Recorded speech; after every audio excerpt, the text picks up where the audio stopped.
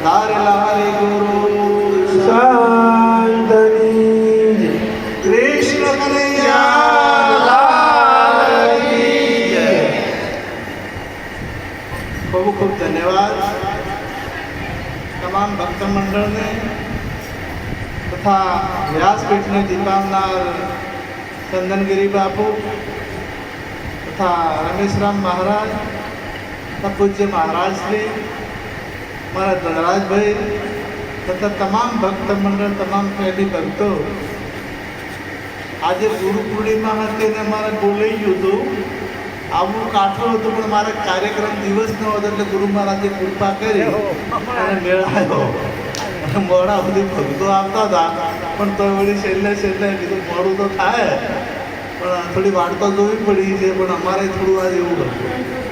વિશેષ પરમાત્માને તમામ લોકોની દોડ પરમાત્માને મળવાની હોય છે.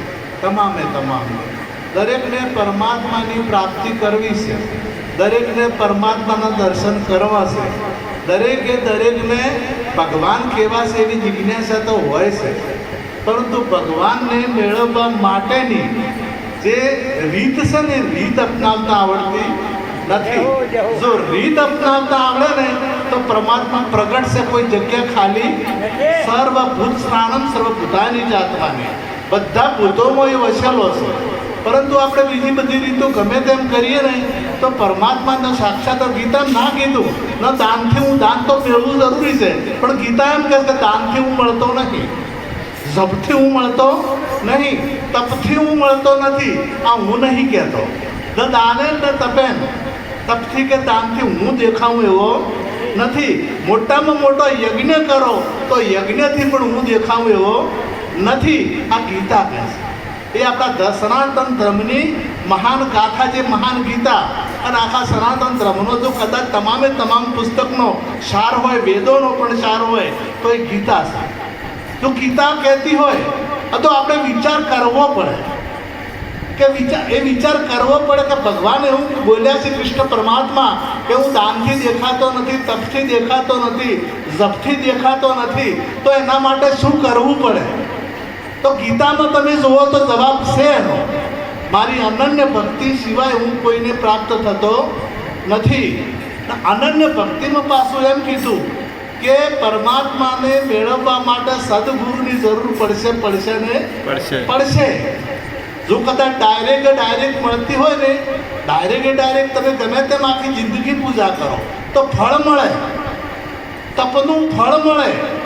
તમે જે તબલા વગાડો છો એ તપ જ છે, તમે અહીં બેઠા છો ને એ તપ જ છે, તમે જંગલમાં જઈને પગે ઉભા રહો એ તપ જ છે, તમે ખેતી કરો તો એ તપ જ છે, અને તપનું ફળ તમને મળે છે.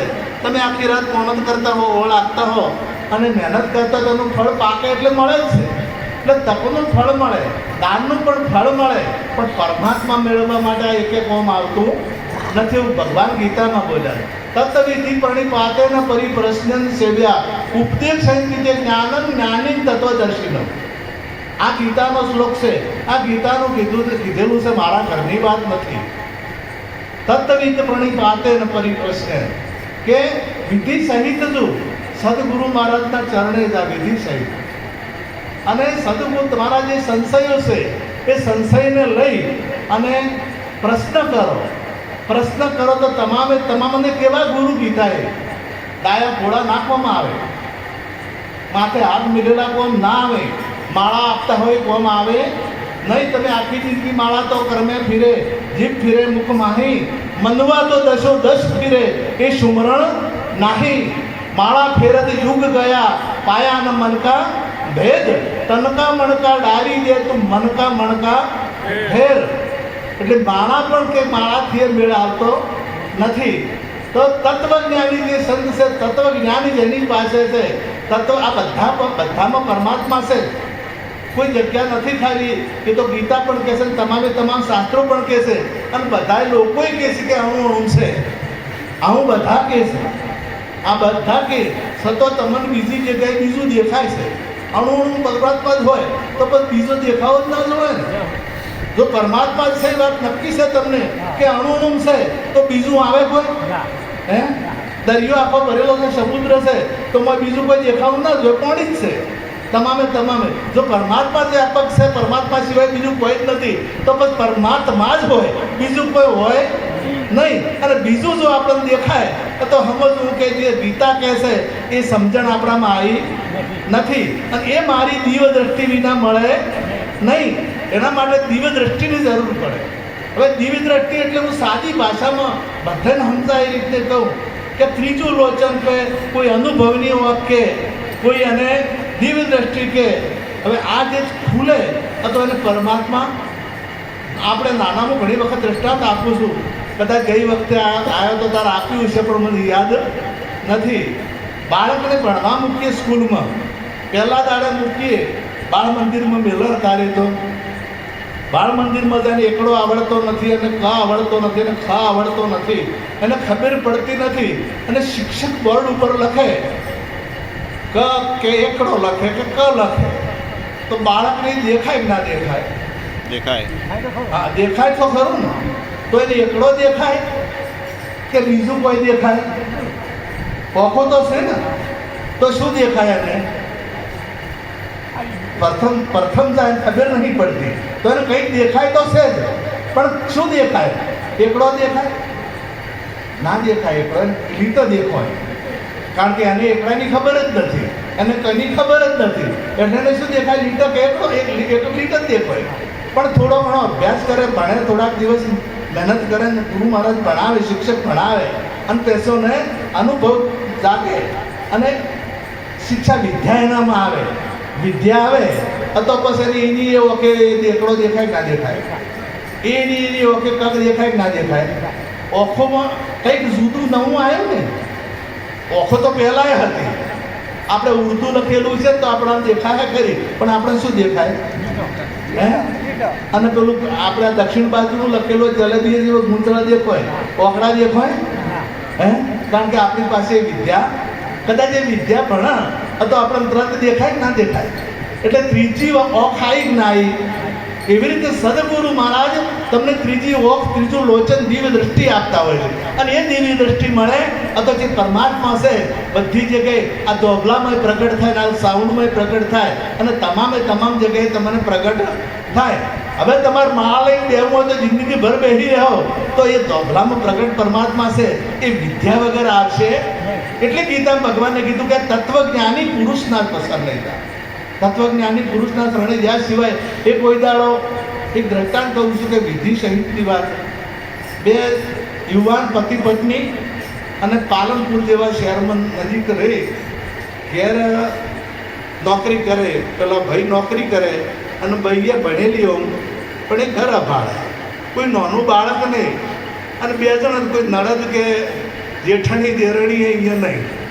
હવે શહેરમાં તો તમે જુઓ છો કે ઓલ્યા પોલ્યાના ઘેર કોઈ જાતો હતો નથી, દરવાજો બંધ કરી દો આપણે પ્લેટમાં, બાજુમાં રહેતું હોય તો ઘણી વખત કોઈ ઓળખતું જ નથી અને કોઈ પૂછે નહીં. મોટી સિટીઓ હોય, આપણા નાના શહેરોમાં તો કદાચ થોડા ઘણો પરિચય રહે, પણ મોટી સિટીમાં તો બાજુના ઘરવાળાને આપણે ઓળખતા ના હોય, દેખાતોય ના હોય લાગે. એટલે હું એને કોઈક થોડી માથાકૂટ થઈ ગઈ. બેને ખૂબ પ્રેમ હતો, અને પતિ પત્નીને કોઈક દાડો ઝઘડો થયા વગર ના આવે. તમારા કોઈક દિવસ તો તમારે બધાને થયો હોય છે, કોઈક દાડો બોલાચાલી થાય ને, થઈ જ જાય. ગમે એટલો પ્રેમ હોય ને, ગમે એટલો હોય તો એ થયા વગર રહે. એટલે આ બે જણાને ઝઘડો થઈ ગયો. અહમ છે ને એ બોલવા ના દે. પેલાના મનમાં એમ કે પેલી બોલે, અને પેલી ભાઈના મને એ પેલા બોલે, એ કે બોલતું નથી. બે દાડા થઈ ગયા. હવે હું એને કોઈક મંગાવું હોય તો ચિઠ્ઠી લખીને કે કિલો ટમાટર લેતા આવજો, કે તેલનો ડબ્બો ખલાસ થઈ ગયો છે લેતા આવજો. નીચે લખી પાછું તમારી વાલી, અને બોલે ના. વાલી લખી પણ બોલે. પેલા ભાઈને કે મારું કાળું પેન્ટ ને વ્હાઈટ બુશર્ટ ધોઈ નાખજો તમારો વાલો, બોલે ના. પણ આ ચિઠ્ઠીથી કોણ ચાલે? હવે હું એને બહાર જવાનું છું, આ ભાઈને કોઈ ઓફિસના કોમે, અને વહેલું જાગવાનું, ઊંઘ આવે ઘણી આપે, જાગવાની ટેવ નહીં, અને વહેલું 3 વાગે જાગવાનું સવારમાં, ગાડી 4 વાગ્યાની પકડવાની. એટલે મને ચિઠ્ઠીમાં લખ્યું કે મારે કાલે 4 વાગ્યાની ટ્રેન પકડવાની હોય, મને 3 વાગે જગાડો ન તારો વાલો. ચિઠ્ઠી મોકલી દીધી. પેલી ભાઈ 3 વાગે જાગી, કાગળ લીધું, પેન લીધી, લખ્યું કે 3 વાગ્યા છે, વહેલા જાગી જાઓ, તમારી વાગી જાગે. હે અને મહેનત તો કરી છે ને, મહેનત કરી છે, પરંતુ જાગાડવાની મહેનત કરી કોના લાવવો પડે, પકડવો પડે, અને તારે આ જાગે સિવાય જાગે નહીં. એટલે કહેવાનો કે રીત કરી પણ રીત ખોટી ગઈ. હે એમ જગતનો જીવાત્મા દરેક રીત તો કરે છે, મહેનત તો કરે છે, પણ રીત કરવાની આ જીવાત્માને જગાડવાની એ એમને નહીં જાગે, એ જમતમ જાગે એવો નહીં. એને જગાડવા માટે લોઢાના ચણા ચાવવા જેવી બાબત છે આમ તો. અને એ જાગી જાય તો બેડો પાર. જાગવાનું છે, બીજું કંઈ કરવાનું નથી. જાગી જાય તો જે પરમાત્માને એને શોધ પૂરી થાય. ન કે બોલો કે એને ભગવાન નહીં જોતા, ભગવાન બધાને જોવે જ છે, પરંતુ લક્ષ્મી એટલી વધારે વાલી લાગે બધે. લક્ષ્મી એટલી ઘેર આવે ને, ભગવાનનો ઓછા ગમે, લક્ષ્મી હવું ગમે. લક્ષ્મીના બધાને તો કોઈ એવું નથી કે લક્ષ્મી ના જોતી હોય. મહાત્મા હોય કે મોટા ગમે તેવા તો કદાચ જે દિગંબર હોય ને, તો લક્ષ્મી તો જોવે ને. આશ્રમ ચલાવવો હોય એટલે જોવે કે એના વગર મેળ ના આવે. હવે આ લક્ષ્મી કોણ કેની પત્ની છે? લક્ષ્મી છે ભગવાનની ને. આ તો એકલીના આમંત્રણ અલગ આવે, ભગવાનને લાવવા પડે. ભગવાન આવે તો એ આવે, પણ ભગવાન જોતા નહીં, લક્ષ્મી એકલી જોવે છે. એટલે તમે સંત મહાપુરુષોને લક્ષ્મી તમે ચેડી ફરતી હોય છે ઘણી ચેડી, એ જોતી નહીં હોતી ને તો એમ કદાચ અમારા ગુરુ સરદાર બાપાને કદાચ તમે નોમ વાપર્યું છે, એ જેટલા પૈસા આવે ને એટલા જેટલા પુરુષોને આવે ને એ આપી જ દેતા, બહાર રાખતા જ નહીં. અને તોય એના આશ્રમ ચાલે જાતો દમ ધોકા.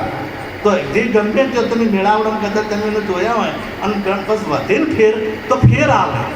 આ ધનરાજ મહારાજને કદાચ ખબર હશે, વધે એ જે લોકોએ ભેટ કરી હોય એ વધે તો ફેર 50-50 આલો લો, ફેર બધા જેટલા બેઠા હોય એટલે તોય એના પાછળ દોડતી નિર્માણ બીજા બેઠા કોઈ ના મળે. લાઈનમાં બધા બેઠા હોય, તો આચાર્યો કે 50 સંતો હોય તો એને ઢગો થાય. અને અમારે જેવોને કારણ કે એને હાસુલો ત્યાગ કર્યો છે અને અમારે જોવે છે, એટલે આવતી નહીં, અને પેલાને નહીં જોતી એટલે હરુભારી આવે. એટલે તેને પરમાત્માથી પ્રેમ કર્યો છે તો એને લક્ષ્મીને પાછળ દોડવું પડે છે. જેના પરમાત્મા એનો સાક્ષાત્કાર થયો છે એને પાછળ લક્ષ્મીને દોડવું પડશે. લક્ષ્મી દોડતી આવે છે, ના કે તોય આવે. એટલે સંત મહાપુરુષો જે આપણને જગાડવા માટે જ આવ્યા. જે કોઈ સંત હોય, અને મહારાજે સરસ વાત કરી કે સનાતન જન્મ જૂનો છે. ગીતામાં કીધું છે, મામે વંશો જીવ લોકે જીવ ભૂત સનાતન, મામે વંશો જીવ લોકે જીવ ભૂત સનાતન, મારો જીવ છે સનાતન. પરમાત્મા કૃષ્ણ કહે છે કે મારો જીવ છે સનાતન છે. એટલે જે આમાં તમારામાં રહેવા વાળો છે ને એ સનાતન છે. તમારે જગરણમાં આવવું છે ને, જગરણમાં તો રસ્તા વગર અવરાશે નહીં. ડાયરેક્ટ બલૂરને રસ્તા જોવે, પ્લેનને હેડવું હોય ને તો એ રસ્તા જોવે. અને કદાચ વહીથી હેડે તો તમે અહીંયાથી મને સ્ટેશન વગર ઉતરે ના, એટલે ધમખું મારીને ઉતરી ગયા હો. રસ્તો જોવે કે ના જોવે. જગરણમાં આવવા માટે ગમે તે પૂછીને કોઈ બી પાલનપુર આવવું કે ટાકરવાડા બાજુથી આવવું હોય કે ગમે ત્યાંથી આવવું હોય તો એ રસ્તો જોશે. હવે રસ્તો પૂરો થાય એટલે જગરણા આવે કે ના આવે? રસ્તો એટલે પંથ. આ સીધી સાદી વાત. અને પંથ પૂરો થાય એટલે રસ્તો જગરણા, આ રસ્તો પૂરો થાય એટલે જગરણા આવે ને. જેમ પંથ પૂરો થાય ને એટલે તરત પરમાત્મા આવે ને આવે. અને પરમાત્મા સમજાય તો એને સનાતન, જે પરમાત્મા ખુદ સનાતન છે. ગીતા પરમાત્મા કહે, આ ગીતાના શ્લોકમાં જ લખેલું છે કે એ પરમાત્મા ખુદ કૃષ્ણએ કીધું કે હું સનાતન છું. એ સનાતન છે. એને સમજવા માટે આ જે કોઈ પંથો છે, તમામે તમામ કોઈ પંથ વગરની ભક્તિ જ નહીં. આ સુધી ભલે કે એમ કહેતા હોય કે અમે આ નીચે પંચારથી આવ્યો, રોમા પીરાયા તારથી. આ મહાપુરુષ જે થઈ ગયા એ કયા પંથમાં થઈ ગયા? ના સંપ્રદાય. કોઈ પણ સંપ્રદાયનો અર્થ એટલે કોઈ પાખંડ નહીં, પણ પાખંડવાળા પૂજણા એમ કીધું ને કે પંથના નામે પાખંડ કરતા હોય છે. વાસ્તવિકમાં પંથ એટલે કે તમારા કોમમાં તમે કોઈ એક ડોહાનું સારું કોમ હોય, આ કોઈ ડોહો બા હોય અને એનું સારું કોમ હોય અને કોમ હોય એટલે તમારું નોમ રહી જાય. અથવા આખા વાહનું નોમ એ ડોહા બાના નોમે પડે કે ના પડે. ઘણી વખત આખું ગોમ એમના નોમે ઓળખાય કે ના ઓળખાય. અને પછી કે તમે ચિયા તમારે ઘણી વખત એવું કહે કે કાનાડી પાર્ટીવાળા કે નાથાણી પાર્ટીવાળા કે આવું બધું કહેતા હોય એટલે ડોહાના નોમ હોય ને. હવે એ બધા મૂળ શેના આધારે છે? એમ જે મહાપુરુષ દાખલા તરીકે કબીર થઈ ગયા, તો કબીરે જે રસ્તો ચલાવ્યો, જે રસ્તે પરમાત્માની પ્રાપ્તિ કરી, એને અનુસરીને જે ચાલે છે એને કબીર પંથી કહેવાય. સ્વામિનારાયણના માર્ગે જે ચાલે છે, સ્વામિનારાયણ સહજાનંદ ભગવાન જે માર્ગે ચાલ્યા, જે માર્ગે ચાલીને એમને પરમાત્માની પ્રાપ્તિ કરી, એ માર્ગે જે ચાલે છે એને કહેવાય સ્વામિનારાયણ સંપ્રદાય. પાંડુરંગ દાદાએ સ્વાધ્યાયની એ ચલાવ્યું, તો એને એમને એ માર્ગે જે ચાલ્યા, એ માર્ગે જે ચાલે છે એને કહેવાય કે સ્વાધ્યાય. એમ અમે આ રસ્તે આવ્યા કે તમે જગણમ ચોઈથી આવ્યા, તો અમારા રસ્તાનું નામ લેવું પડે કે અમે કયા કયા રોડે આવ્યા. તો તમારે જે પરમાત્માના તરફ જવા માટે કોઈક માર્ગ તો જોઈશે, ભક્તિનો માર્ગ જોઈશે. અને ભક્તિના માર્ગ સિવાય કોઈ દાડો ભેળ આવતો. નેમિષાળના 88,000 વર્ષ 88,000 ઋષિઓ તપ કર્યું, 88,000. અને જેટલાય વર્ષો તપ કર્યું ને તો પરમાત્માનો સાક્ષાત્કાર થતો. અને જ્યારે ગુરુના શરણમાં જ્યાં અને ગુરુનો મહિમા એટલેથી ચાલે છે. અત્યારે હાલ તમે આજ તો ભારત વર્ષમાં આપણે ઠેર ઠેર ગુરુના મહિમાઓ ચાલે છે. અને આપણે અત્યારે બેઠા છે તો કેના દરબારમાં બેઠા છે? ગુરુના દરબારમાં બેઠા છે. અને તમે જે દાડે ગુરુના દરબારમાં બેસો ને એ દાડે તમને સાક્ષાત્કાર થઈ જશે ને. જો ગુરુના દરબારમાં તમે બેસી જુઓ એક વખત, આ તમે પ્રાંગણમાં બેઠા છો, જગ્યામાં ગુરુ મહારાજ થઈ ગયા, એ જગ્યામાં તમે બેઠા છો, પણ ગુરુના દરબારમાં બેહો. ગુરુના દરબારમાં બેસો ને તો પરમાત્મા ગુરુનો અર્થ જ શું થાય છે? પ્રકાશ તરફ, અંધારામાંથી પ્રકાશ તરફ લઈ જતા. અંધારું છે એ જ્ઞાન છે અને પ્રકાશ છે જ્ઞાન છે. એ અર્જુન, મારું તેજ છે હજારો સૂર્યથી અધિક છે. મારું જે તેજ છે એ હજારો સૂર્યથી અધિક છે. હજારો સૂર્ય ઉગે તો મારું જે તેજ છે એ હજારો સૂર્યથી અધિક છે. હવે આ જ્ઞાન જે છે તમને એમ એ કયો પ્રકાશ એવો હશે કે જે હજારો સૂર્યથી વધારે છે? એ તમારા પાસે પ્રકાશ છે, પરંતુ એની ખબર જેને છે એને તો છે જ, પણ જેમ નથી એને ચોક પોતે રહેરો કે ચોક આ બાજુ હશે, કે ઉપર આકાશ મંડળમાં હશે, કોઈ ગાતા કોઈ બીજું મંડળ હશે, આ પૃથ્વી મંડળ વગરનું બીજું કોઈ મંડળ હશે, અહીંયા આવો પ્રકાશ હશે ના. તમારી પાસે જે પ્રકાશ છે, પરંતુ પ્રકાશનું જ્ઞાન માટે જ્ઞાની ગુરુ પાસે જવું પડે ને. એટલે આ ગુરુ પૂર્ણિમાનું મહત્વ એટલે છે. મહાભારત લખ્યું પણ મહાભારતમાં ન સમજણું બધાને. તો આજના દાડે વ્યાસજીએ બ્રહ્મસૂત્ર રચવાની શરૂઆત કરી. આજના દાડે મહાભારત પૂરું કર્યું અને આજના દાડે બ્રહ્મસૂત્ર, એટલે બ્રહ્મસૂત્રમાં જે બ્રહ્મની જ વાતો કરી. પેલા મોટા દ્રષ્ટાંતો એમાં તમામ 9 પ્રકારના 9 રસો ભરી દીધા. અદ્ભુત રસ છે, કરુણ રસ છે, અને સુરવીરતાનો જે વીર રસ છે એ બધા આશર રસ છે. એમાં એ બધા રસો એમાં ભરી દીધા. પણ જે તત્વજ્ઞાનનો વિષય હતો એ પછી બ્રહ્મસૂત્રની શરૂઆત કરી. અને એનાથી પછી તમામ પુરાણો અને બધાનો જે વેદનો ને સાર લાવ્યો, ઉપનિષદો લાવ્યા. અને ઉપનિષદો પછી ગીતા રચના. ઉપનિષદોનો અભ્યાસ કરો તો ખ્યાલ આવશે કે એ ગુરુનું મહત્વ કેટલું છે, ગુરુનું જ્ઞાન કેવું છે. અને એ આપણે લગભગ હવામાન રમવામાં વધારે ગાઢ હશે. લગભગ છે ને હવામાં અને રમવામાં આપણે જે જબરજસ્ત હારતા હોય એ રહે તમને ગમે. બધાને શું ગોળ જોવે? અહવાનું કહેવું. એટલે અહવાની ના નથી, પણ અહવા બેળું જે હાસું હોય એ જતું રહે. અહવા બેળું જો જતું રહે તો એ મેળ આવતો નથી. એટલે ઘણું બધું કોમેડિયન જ કરવું હોય તો પછી કોમેડિયન જ લાવવું, પણ આપણે સંતે કોમેડિયન હોય ગમે.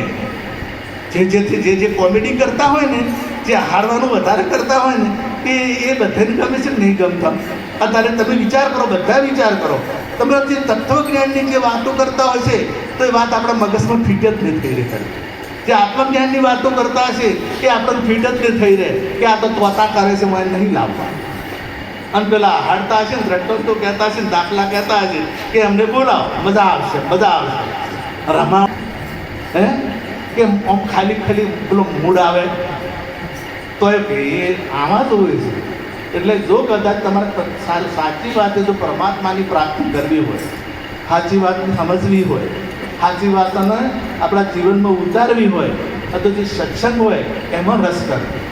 હું તો કોઈ હવાની ના નથી પાડતો, તમામે તમામ મહાપુરુષો સારા જ છે, કોઈ પુરુષ ખરાબ જ છે. બધા ભારતના તમામે તમામ પંથો પણ સારા છે, મને કોઈ પંથ ખરાબ દેખાતો નથી. કોઈ પણ પંથ હોય, બધા પંથને જવું તો છે પરમાત્મા સુધી, પણ બધી નદીઓના સમુદ્રમાં જવું ખરું, પણ કોક નદી એવી હોય કુમારિકા જેવી સરસ્વતી જે રણમય જાય. આ સરસ્વતી નદી છે ને એ દરિયાને મળતી એ રણમાં જતી રહે. એટલે કદાચ કોઈ પંથ હશે, આપણને પણ એવો કોઈ ખબર નથી કે એ ન જાત હોય પરમાત્મા સુધી, પણ તમામે તમામ પંથો પરમાત્મા સુધી જતા મળશે. એટલે તમામે તમામ પંથો સારા છે, કોઈ પંથ ખરાબ નથી. તમામે તમામ પુસ્તક પણ સમજવાની. મહાભારતમાં લખ્યું કે મામો શકુની જાય અને ભેમ ખાય. તમે શું નક્કી કર્યું આમાં? મહાભારત પૂરું થયું ને એટલે પેલા જન્મેજયને મોક્ષ થઈ ગયો. મહાભારત પૂરું થયું એટલે જન્મેજયને મોક્ષ થયો કે ના થયો? તો આપણે આખું 18 વખત આ મહાભારત વાંચો તો આપણે મહાભારત વાંચવાથી જ્ઞાન થાય? કેમ ના થાય? કારણ કે એ વાત સમજાતી દ્રૌપદીને પોચપતિ. મહાભારતમાં મોમો શકુનીને પ્રાણ આપણે જે ભીમ છે એ ખાય અને મોમા શકુની જાય. એટલે જાગૃત આવવાનું કોમ મોમા શકુની કરે અને ખાવાનું કોમ ભેમ કરે. હું સીધી સાદી ભાષામાં સમજાઈ છું કે પ્રાણનું કોમ ખાવાનું છે. જે ભોજન આરોગ્ય ને એ મણે લાખો મણ ખાઈ ગયા. એ કોઈ દાડો ધરાતો? તમારો હિસાબ કરો, તમારા જન્મથી તમે કેટલું ખાધું છે એ ધરાણો કદી? એ કોઈ દાડો ધરાતો? અને જે અપાર વાયુ છે એને શકુની કીધો છે એ જાય. આ તત્વજ્ઞાનનો વિષય છે. અને આ રીતે જો સમજાય કચ્છ પાંડવો દ્રૌપદી અત્યારે આવું હોય ચાલે? હે, તમે વિચાર કરો. કચ્છ પાંડવોને દ્રૌપદી આ તત્વજ્ઞાનનો વિષય છે. ઘટેલી ઘટનાઓ નથી, આધ્યાત્મિક ઘટનાઓ છે. કચ્છ પાંડવો અને દ્રૌપદી કઈ રીતના મળે છે એની થોડીક વાત કરું કે દ્રૌપદી એ રીતે મળે છે કે સ્વયંવર થાય અને 12 યોજનનો ધોબલો જે અર્જુનજી છે એ 2 પગ હરખા રાખે પેલા પલ્લમાં અને નેચું જોઈ અને માછલી લીધી તો એમને દ્રૌપદી મળે. અને એ દ્રૌપદી મળે તો એક કોણ લઈ જાય ઘેર? ભેમ. અને પછી એની માં શું કહે કે 5 જણા જે હોય તો એનો આપણે પુરાવો ગોતવા તો શાસ્ત્રમાં જોઈએ તો કે તો પહેલા જન્મનું માગેલું હતું એમાં કે 5 ધણી મળ્યા. પણ વિચાર તમે કરો, કુંતા માતા ગોર્ડન હતા, એક રાજમાતા હતા, અને તમે એમ ના કે 5 જણા બેસી લો. ભાડે તો એ વચન પાછું ખેંચે ના ખેંચે, પણ આ જે બોલ્યા છે ને એનાથી વાત અલગ છે. આ બોલ્યા છે ને કુંતા માતા એ વાત આખી અલગ છે. આ ધોબલો 12 યોજનનો કીધો. ધોબલો છે ને એ 12 યોજનનો કીધો. 12 ચોક 48 એવું થાય. તો ત્રિનેત્રેશ્વર મહાદેવ અત્યારે જે તરણેતર મેળો ભરાય એ તરણેતરનો મેળો અહીંયા જે આયોજન કર્યું હતું સ્વયંવરનું એ એરવી તરણેતરનો મેળો ભરાય ત્રિનેત્રેશ્વર મહાદેવ એ ગોમ એરવી. તો ધોબલો 48 ગૌનો હોય, થોડો કે હોય ના હોય? અત્યારે હે 48 ગૌનો ધોબલો હોય તો અડધો ગૌનો ઊભો હોય ના હોય? નહીં. ગોવર્ધન પાર્વત તો તમે મથુરામાં મતલબ ગોકુળમાં છો ને તો દેખાય તમને વૃંદાવનમાં છો નાનું સગડ વતાડે છે. પણ પેલો તો કેટલો મહાભારત ઉપર વતાડ્યો છે. મહાભારતમાં જે ગોવર્ધન છે ને ગોવર્ધનનો અર્થ જ થાય એના 2 અર્થ 14 અર્થો થાય. ગોના શબ્દના અર્થ 14 થાય. 14 ગોનો અર્થ ઇન્દ્રિય થાય અને ગોનો અર્થ બ્રહ્મ વિદ્યાય થાય અને ગોનો અર્થ ગાય થાય. એવા અનેક અર્થો એમના થતા હોય. તો અહીંયા બ્રહ્મ વિદ્યાને વધારનાર, ગો અર્થ બ્રહ્મ વિદ્યાને વધારનાર એવો કરવો છે. એવો અર્થ છે એનો તત્વજ્ઞાન. કૃષ્ણ ઉપનિષદમાં તમે વાંચો એના તત્વજ્ઞાનની વાતો કરીશ. મહાભગવાન વ્યાસજી કૃષ્ણ ઉપનિષદની રચના કરી છે મહાભારતને સમજાવવા માટે, અને એમાં એના અર્થઘટન કર્યું છે કે આ ગોવર્ધન એટલે શું, ગોવર્ધન એટલે શું એની રચના કરી. તો બ્રહ્મ વિજ્ઞાન અને આમ તમે આખો બાખરો ઊંચો કરો તો પાણી મોઈ જાય કે બહાર જાય, ખાડો પડે કે ના પડે, થોડો તો ખાડો પડે પાણી જાય કે ના થાય. પણ બ્રહ્મ વિદ્યાને વધારનાર અને વિષયરૂપી જે વરસાદ છે એ વરસાદને રોકે. તો આ ગોકુળ છે ને એ ગોકુળ હચવાય એટલે કે ગોકુળ હચવાય એવું નથી. ઇન્દ્રિયોનું કુળ, આ ઇન્દ્રિયોનું કુળ છે. આપણે વાત દ્રૌપદીની કરતા હતા તો દ્રૌપદીને વાત કરે તો 12 યોજનમાં ધોબલો એટલે શરીર જ થાય. 12 ચોકડ 12થી બનેલું છે. પાંચ વિષયો છે, કામ, ક્રોધ, લોભ, ગુમ, મદ, મચ્છર, એ ષડ રીપુ છે એ 11 હોય ના જીવ એમ કહીને 12નો ધોબલો છે. આ 12ના ધોબલામાં મન આ બે આચાર ને વિચારના બે પલ્લા ઉપર પગ મૂકી અને મનની માછલી વહેતાય. અંતરમાં જોઈ બહાર જોવાનું કીધું, ઉપર જોવાનું કીધું. આપણે બધા ભગવાનને જોઈ બોલતા છે ઉપરી અંતરમાં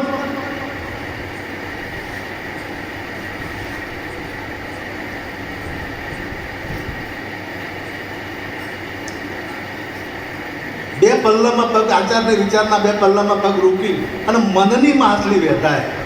મન વેધાણું વાલાને સાથ મારો વાલો વિસાર્યાના વિસરે. મનની માછલી વહેતાય તો દ્રૌપદીને બે પદ, દ્રૌપદી રૂપી ભક્તિ મળે અને ભક્તિ પોચને મળે. આ પોચ છે અને પોચને ભક્તિ મળે અને પોચને ભક્તિ મળ્યા છેડે અર્જુનનો રથ પછી કૃષ્ણ ચલાવે. એના પાસે દ્રૌપદીને મળ્યા પછી એ પહેલાં એ ચલાવતા હોતા નથી. એટલે આ રથ બસ તમે નહીં ચલાવતા એ નક્કી થાય. ન આમ તો કે હું જમું છું, હું ખાઉં છું, કે હું દેખું છું, હું ચાલું છું, હું બોલું છું, હું આમ કરું છું, હું તેમ કરું છું, એટલી બધા તે ભાવે બોલતા હોય છો. પરંતુ જ્યારે ખબર પડે કે મારી આ શક્તિ છે નહીં, આ ચલાવનાર કોઈ બીજો છે, હું ચલાવી શકાવાની મારી કોઈ તાકાત નથી. આ ચલાવનાર કૃષ્ણ છે, પરમાત્મા છે અને એનાથી આ જે રથ છે ચાલે છે. એટલે એ દ્રૌપદી મળ્યા પછી પણ મનની માછલી વહેતાય. બે પલ્લાના પગ ઉપર મુકાય તો જ એ મનની માછલી વહેતાય, અને એ સિવાય મનની માછલી વહેતાતી નથી. અને આ રીતે આખું મહાભારત જો કદાચ સમજાય ને તો આ તમારો મોક્ષ થઈ જાય. તમારે જો કોઈ ગુરુ પાસે જવું પડે ના, પરંતુ મહાભારત જેમ તેમ સમજાય એવું નથી. એટલે સમજવા માટે ગુરુની પાસે જવું પડે ને જવું પડે. મને સરસ વાત કરી હતી અમને કે ખૂબ વિચારીને ગુરુ કરજો. જેમ તેમ જોઈએ તો કૂદીને પડતા નહીં. એટલે વિચારીને જેમ તમારો પ્રશ્ન એક જ હોવો જોઈએ કે મારે આત્માની ઓળખાણ કરવી છે. અમને ભાઈ ભજન ગાયું હતું, આટલો સંદેશો મારા ગુરુજીને કહેજો, સેવકના રૂઢિયામાં રહેજો, કાયા પડશે નંચો ત્યાં જઈ જમાશે. આ જિજ્ઞાસુનો પ્રશ્ન છે કે આ શરીર પડી જશે તો અંશો ક્યાં જઈ સમાશે? આ પ્રશ્ન છે. આપણે તમારા પ્રશ્ન હોવો જો કે મારા આત્માની ઓળખાણ કરવી છે. આત્માને ઓળખ્યા વિના લખ 84 નહીં મટે, બ્રહ્માંડ ભાગ્યા વિના ભવના ફેરા નહીં મટે. આત્માને જ ઓળખવો છે, મારે બીજું કોઈ ઓળખવું નથી. જોઈ જો ને અહીંયા પૂછજો, જે જેલા છે એમ તો કોઈ કહેવાની વાત નથી, પણ નથી જેલો ને એને આ પૂછજો કે મારે આત્મા જ ઓળખવો છે, મારે બીજું કોઈ જોઈતું નથી. મારે ધન નહીં જોઈતું, મારે સંપત્તિ નહીં જોઈતી, પણ મારે આત્માની ઓળખાણ કરવી છે. અને પેલા કે જો અહીં જો એ કરાવતા હોય તો વાર કરવાની નહીં, પણ કે એના માળા ફેરવો તો મેળા ગમે તેમ ફેરવશો તો મેળા. જો માથે હાથ મૂકી દઉં તો મને આસ્તે આસ્તે અનુભવ થશે તો નહીં થાય. એટલે એ વાત બહુ મને ગમી કે જોઈ વિચારીને આ પગલું બધું ગીતાનું પ્રમાણ લીધું કે ગીતાએ કીધું કે તત્વજ્ઞાની પુરુષ પાસે હતું. તો એ વિચાર કરી અને આપણને આત્માની ઓળખાણ કરી છે. તમારે વિજ્ઞાન ભણવું છે અને પેલા બીજું જે ભણાવતા જ્ઞાનનો શિક્ષક હોય તો એ ભણાઈ શકે. હા, અને કદાચ વ્યાયામ તમને આવડે છે, કસરત તમને આવડે છે અને તમારે વ્યાયામ પેલો વિજ્ઞાન ભણવું છે, ડૉક્ટર થવું છે, સાયન્સ ભણવું છે, તો તમારે એક ગુરુ પાસે જવું પડશે કે નહીં જવું પડે? હે, તમારે તબલાના તમે કલાકાર છો, તબલો તમને વગાડતા આવડે છે.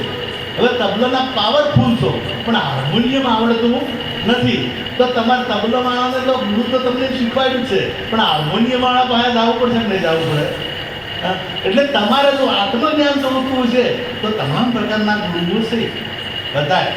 બરાબર. પણ આત્મજ્ઞાન જોતું છે તો આત્મજ્ઞાની ગુરુ પાસે જવું પડશે. તેની પાસે આત્મજ્ઞાન છે અને 100% એ પૂછી લેવાનું કે મારે બીજું આ જ જોઈએ, મારે બીજું કોઈ જોતું નથી. પરંતુ આપણે જે બોલતો એ દ્રષ્ટાંત કરી મારી વાત પૂરી કરું. મારે ઘણી વખત મારા મહાપુરુષો ઘણે વભળ્યું છે, પણ મારે લાઈફમાં આવ્યું છે તો હું કહી દઉં. અમારે એક મહારાજ હતા ને બહુ કહેતા આ દ્રષ્ટો કે કથા એટલે જે મહાભારત કાલે સત્યનારાયણની કથા બધા નહીં કરાવતા.